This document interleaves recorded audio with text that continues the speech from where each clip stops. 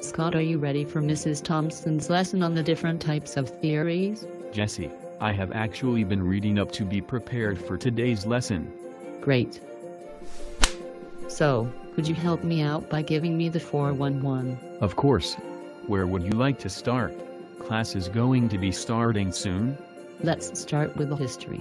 Mrs. Thompson is going to be talking about Vygotsky's social constructivist theory and Rosenblatt's reader's response theory. One is a reading theory and the other is a learning theory.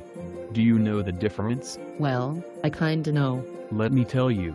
In a learning theory, the focus is on what the best conditions are for which to learn, and a reading theory is a model to implementing reading instruction.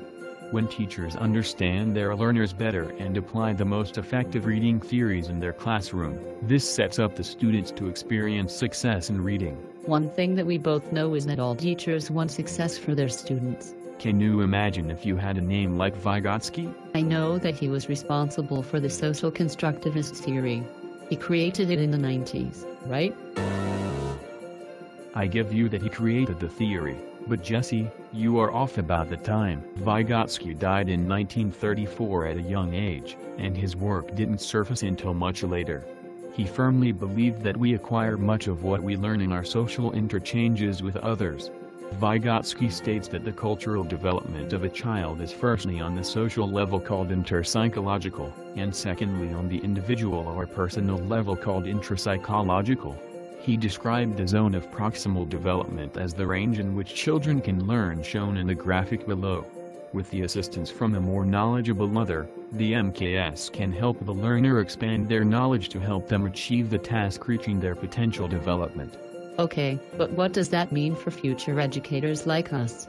How can his theory help us? As future elementary teachers, one way we can implement the social constructivist theory into our instruction is by using a workshop model in either reading or writing. Wait, Scott.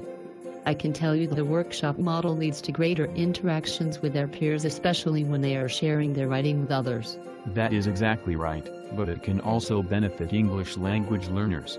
How? Well, they could receive scaffolding from a conversation with a teacher or a peer. Let me step outside and answer this, and then we can talk about the reader's response theory. Okay. You better get that.